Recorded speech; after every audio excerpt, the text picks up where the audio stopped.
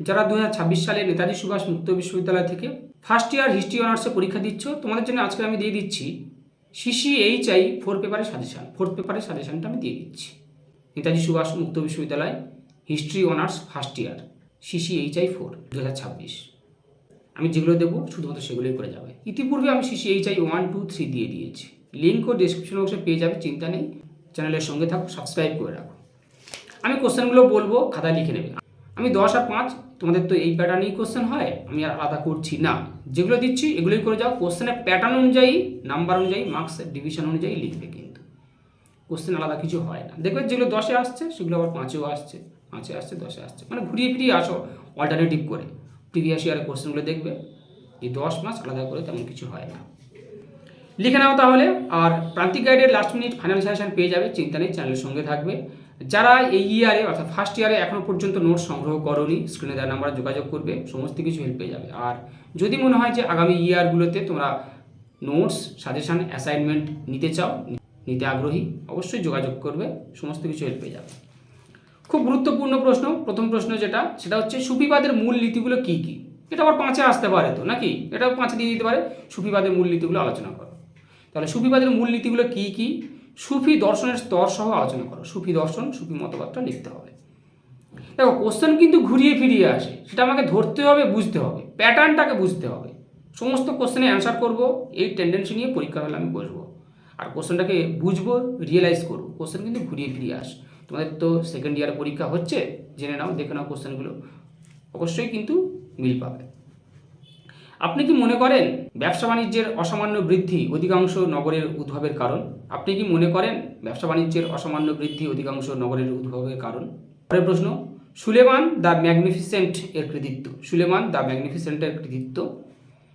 বেনিডিক্টিন সন্ন্যাসীদের কর্তব্যগুলো কী কী ছিল? বেনিডিক্টিন সন্ন্যাসীদের কর্তব্যগুলো কী কী ছিল তা আলোচনা করো। প্রাক ইসলাম আরবের ধর্মচেতনা কেমন ছিল, অথবা সাংস্কৃতিক জীবন কেমন ছিল? ধর্ম সাংস্কৃতিক জীবনটা, প্রাক ইসলাম আরবের ধর্মচেতনা এবং সাংস্কৃতিক জীবন। ইসলামের আবির্ভাবকালে আরবদের উপজাতীয় ভিত্তি কিরূপ ছিল? ইসলামের আবির্ভাবকালে আরবদের উপজাতীয় ভিত্তি কিরূপ ছিল?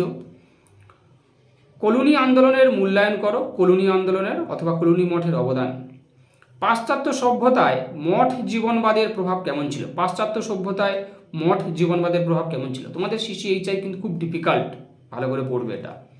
কয়েকটা টিকা দিয়ে দিচ্ছি, লিখে নাও। ইনভেস্টি চার দ্বন্দ্ব, সপ্তম গ্রেগরি, এটা করবে, সপ্তম গ্রেগরি। যুগসন্ধিক্ষণ বিতর্ক কি? যুগসন্ধিক্ষণ বিতর্ক মরিস ডবের মতামত সহ সামন্ততন্ত্রের পতনের কারণ ব্যাখ্যা করো। যুগসন্ধিক্ষণের বিতর্ক করছো, এটা আবার 5-এ এসে যায়। অনেক কোশ্চেন দেখবে, আবার বলছি যে 5 আর 10 আলাদা করে কিছু হয় না। কোশ্চেনের মান যেমন থাকবে ঠিক তেমন অনুযায়ী লিখবে, প্যাটার্ন সিস্টেমটাকে ধরতে হবে। মরিস ডবের মতামত সহ সামন্ততন্ত্রের পতনের কারণ ব্যাখ্যা করো। পশ্চিম ইউরোপে সামন্ততন্ত্রের উদ্ভবের কারণ কী ছিল? পশ্চিম ইউরোপে সামন্ততন্ত্রের কারণ কী ছিল? এই প্রসঙ্গে হেনরি পিরেনের মতামত লিখতে হবে সামন্ততন্ত্রের উদ্ভবের কারণ নিয়ে। রোমান সাম্রাজ্যের পতনের কারণ এর সঙ্গে করে নিও। রোমান সাম্রাজ্যের কৃষি শিল্প দাস ব্যবস্থা একটু দেখে রেখো। দেখো দেখে রাখলে সুবিধাটা কি, লিখতে পারবে। কনসেপ্টটা আগে রাখতে হবে, আগে কনসেপ্ট। কোশ্চেন এতগুলো দিচ্ছি মানে যে হিউজ তা নয়, কিন্তু কনসেপ্টটা রাখো। আর স্টার মেরে আমি দেবো, চিন্তা নেই, লাস্ট মিনিট ফাইনাল সেশনে স্টার মেরে দেবো। নোট সম্পর্কে আমাকে ধারণা একটা রাখতে হবে, কনসেপ্ট থাকবে। কনসেপ্ট ক্লিয়ার থাকলে লেখা যায়। কোশ্চেন কিন্তু খুব ডিফিকাল্ট হয় তোমাদের, এবং রিপিট হয়, এটা মাথায় রেখো, তোমাদের রিপিট হয়, এবং এটা ইউনিভার্সিটি রুলসও। পরের প্রশ্ন লিখে নাও। ল্যাটিন সাহিত্যে খ্রিস্টান যুগ কি? ল্যাটিন সাহিত্যে খ্রিস্টান যুগ কি? স্বর্ণযুগের আলোকপাত করে ল্যাটিন সাহিত্যের বিবর্তন আলোচনা করো। স্বর্ণযুগের আলোকপাত করে ল্যাটিন সাহিত্যের বিবর্তন আলোচনা করো। প্যাট্রিশিয়ান ও প্লেবিয়ান দ্বন্দ্ব কি? প্যাট্রিশিয়ান ও প্লেবিয়ান দ্বন্দ্ব কি? তৈমুরের কৃতিত্ব, দ্বাদশ বিধি, ম্যানর ব্যবস্থা, খুব ইম্পর্টেন্ট ম্যানর ব্যবস্থা। রোমান বণিকদের সামুদ্রিক বাণিজ্য পথ সম্পর্কে আলোচনা করো। রোমান বণিকদের সামুদ্রিক বাণিজ্য পথ সম্পর্কে আলোচনা করো।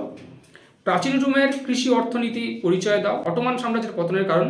প্রাচীন রোমের কৃষি অর্থনীতি পরিচয় দাও। অটোমান সাম্রাজ্যের পতনের কারণ কী ছিল? হ্যানিবলের কৃতিত্বের পরিচয় দাও। এটিলার অভিযান কি?